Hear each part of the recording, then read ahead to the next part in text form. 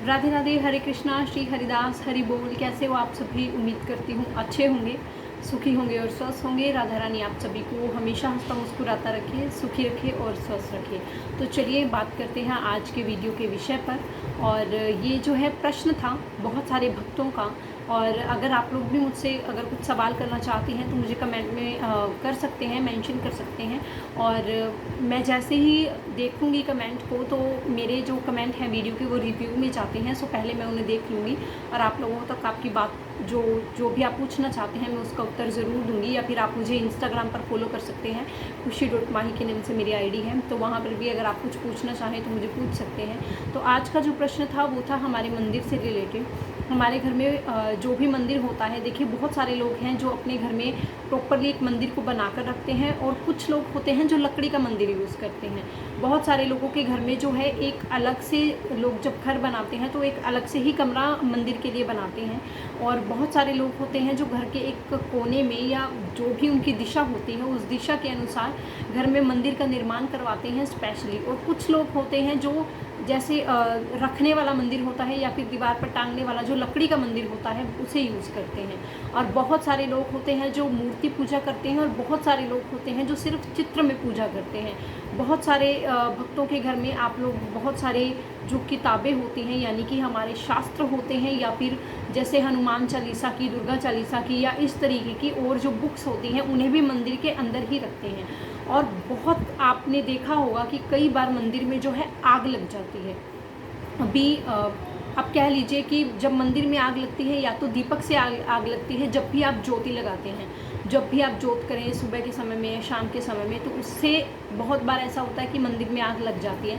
कई बार तो सिर्फ दीपक से ज़्यादा नुकसान नहीं होता, सिर्फ जो नॉर्मल आपका आसन है वो जल जाता है, या फिर बहुत बार चित्र जल जाते हैं, जो भी आपके भगवान की जो भी प्रतिमाएं हैं या जिनकी भी आप पूजा करते हैं। और बहुत बार जो है आपने जो बुक्स रखी होती हैं, जो भी हमारे देवी देवताओं की किताबें या चालीसा या रामायण का पाठ या जो भी आप लोग पढ़ते होंगे, वो अगर आप मंदिर में रखते हैं तो बहुत बार उन चीज़ों में आग लग जाती है।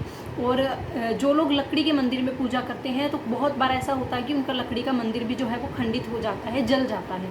तो इसका क्या कारण है? देखिए इसके दो तीन कारण हैं, वैसे आप कह सकते हैं कि बहुत सारे कारण हैं, लेकिन आज हम बात करेंगे सिर्फ कुछ मेन कारणों पे, यानी कि जो मोस्टली ऐसा पाया जाता है जो होता है। देखिए सबसे पहला कारण हो सकता है आप लोगों की खुद की गलती।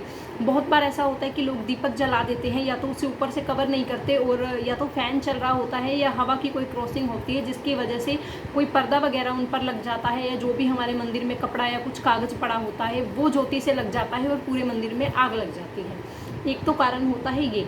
और दूसरा, अगर आप ये मानते हैं कि आप लोगों से कोई भी गलती नहीं हुई फिर भी मंदिर में आग लग गई, या ये मान लीजिए कि अगर चलिए वो कारण भी रहा होगा, तब भी कोई ना कोई आप लोगों की ही त्रुटि होगी या हम लोगों की कोई त्रुटि होगी जिस वजह से मंदिर में आग लगी, तो वो एक कारण बना। लेकिन उस चीज़ का कारण क्या था? मंदिर में आग क्यों लगी?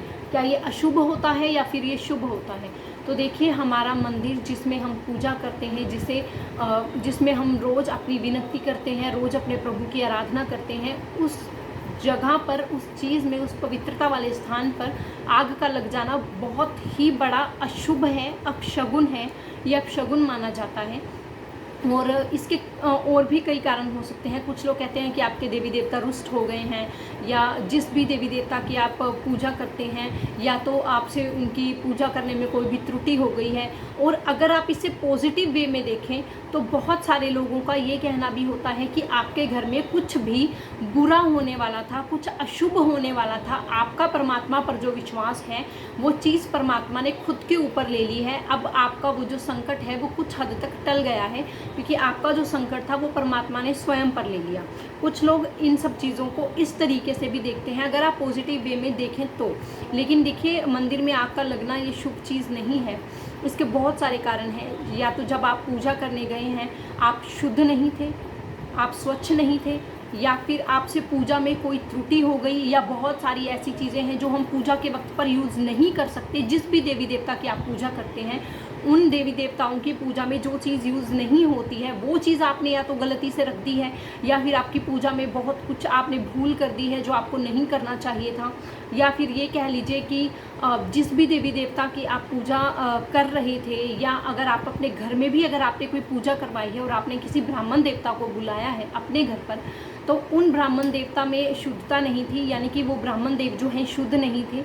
आप ऐसा कह सकते हैं कि उनके घर में भी शुद्धता नहीं थी, मतलब उनके घर में हो सकता है कि सूतक लगा हुआ हो, क्योंकि बहुत सारे ब्राह्मण जो हैं इस चीज़ का कई बार विचार नहीं करते, या पैसों के चलते, या किसी की मजबूरी होती है, या किसी की ज़रूरत होती है, तो वो चीज़ जो है अपने साथ लेकर आ जाते हैं। तो जिसके भी घर में सूतक लगा हुआ होता है, अगर आप उन ब्राह्मण से पूजा करवाते हैं अपने इष्ट की, तो उस चीज़ को लेकर भी आपके घर में अपशकुन हो सकता है। तो अगर आप अपने घर में कोई भी पूजा करवा रहे हैं अपने इष्ट की, अपने देवी की, अपने देवता जी की, तो ध्यान रखें कि आप जो भी ब्राह्मण देवता को बुला रहे हैं वो बिल्कुल शुद्ध हों, उनके घर में किसी भी तरह का सूतक ना लगा हुआ हो। और दूसरी चीज़ आप भी ये ध्यान रखें कि यदि आप घर में पूजा कर रहे हैं तो आपके घर में भी किसी भी तरह का कोई भी सूतक ना लगा हुआ हो।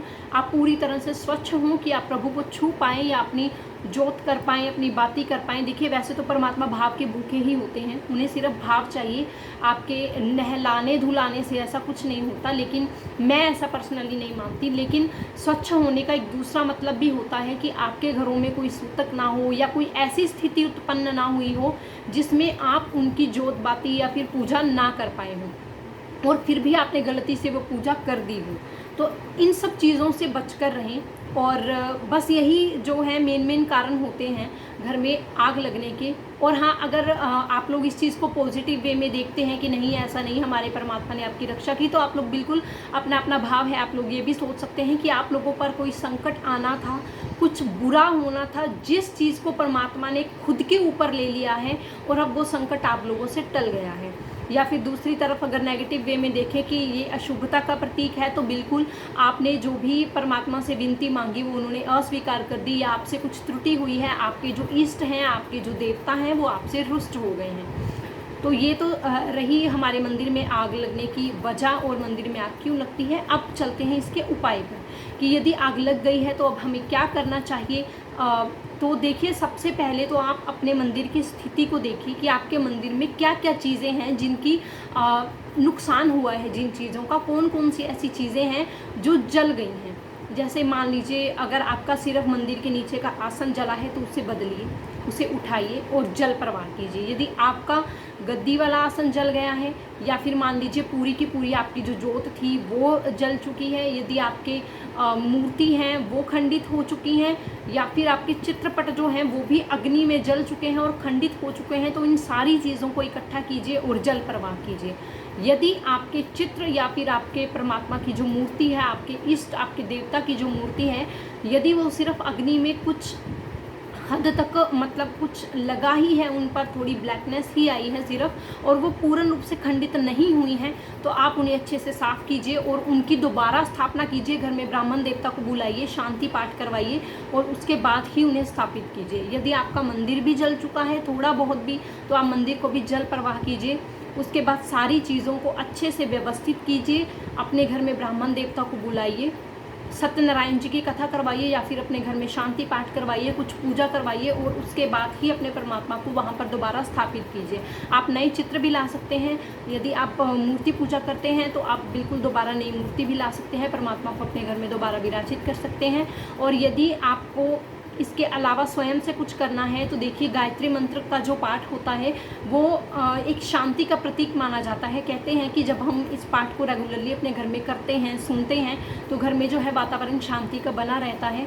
और आप चाहें तो गायत्री मंत्र का पाठ यदि आप स्वयं से करना चाहते हैं तो बिल्कुल आप एक नियम बना लीजिए कि आप रेगुलरली 7 माला का गायत्री मंत्र का पाठ जो है सुबह या फिर शाम को जब भी आपको समय मिले तो 7 माला गायत्री मंत्र की ज़रूर करें। और उसके अलावा आप शांति पाठ या फिर जो भी आपके इष्ट हैं, जो भी आपके देवता हैं जिनकी आप पूजा करते हैं, और वो अगर आपसे रुष्ट हो गए हैं तो आप उनके नाम की शांति पाठ भी कर सकते हैं। और बहुत सारी चीज़ें, मैं एक चीज़ बता दूँ, बहुत सारे लोग ऐसा भी मानते हैं कि आपके घर के अंदर बुरी शक्तियों का जो प्रवेश हो चुका है, यानी कि जो नेगेटिव एनर्जी है वो आपके घर में आ चुकी है, आपके घर पर किसी ने, बहुत सारे लोग कहते हैं किसी ने कुछ तंत्र विद्या कर दी है, किसी ने कुछ मंत्र विद्या कर दी है, या फिर बहुत सारी चीज़ें हैं जो गलत हो चुकी हैं। वैसे मैं इन सब चीज़ों को नहीं मानती पर्सनली, परंतु लोग ऐसा कहते हैं कि यदि ऐसा कुछ हो गया है और यदि आप भी इन सब चीज़ों को मानते हैं, देखिए मैं सिर्फ 2 चीज़ों को मानती हूँ, एक पॉजिटिव एनर्जी और एक नेगेटिव एनर्जी। मेरे लिए जो भी कुछ है सब कुछ मेरी राधा रानी है और उनके होते हुए कभी कुछ भी गलत नहीं हो सकता।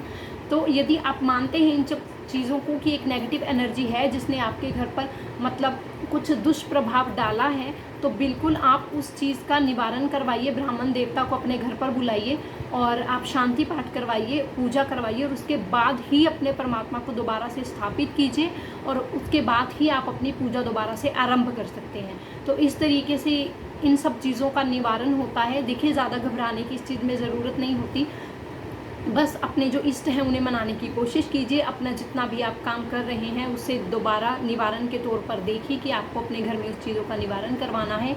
लेकिन ध्यान रहे कि अगर ये सारी चीज़ें कुछ हो गई हैं और आपके घर में शादी, जन्मदिन, ब्याह या कुछ ऐसी चीज़ें हैं, तो तुरंत ही जो आपके निवारण है आप उन्हें तुरंत ही करवा लीजिए। क्योंकि अगर आपके घर में शादी रखी हुई है या किसी का जन्मदिन है या आपने कोई त्यौहार मनाना है और उस समय पर ये चीज़ें होती हैं, तो बहुत बड़ा अशुभता का प्रतीक माना जाता है। तो तुरंत इन चीज़ों का निवारण करवाएं और सबसे पहले जो भी चीज़ें आपकी अग्नि में जल गई हैं उन्हें इकट्ठा करके जल प्रवाह करें। तो आई होप आप लोगों के लिए ये वीडियो अच्छी साबित होगी। सो प्लीज़ चैनल को लाइक कर दीजिए, सब्सक्राइब कीजिए और शेयर कीजिए। राधे राधे, हरे कृष्णा।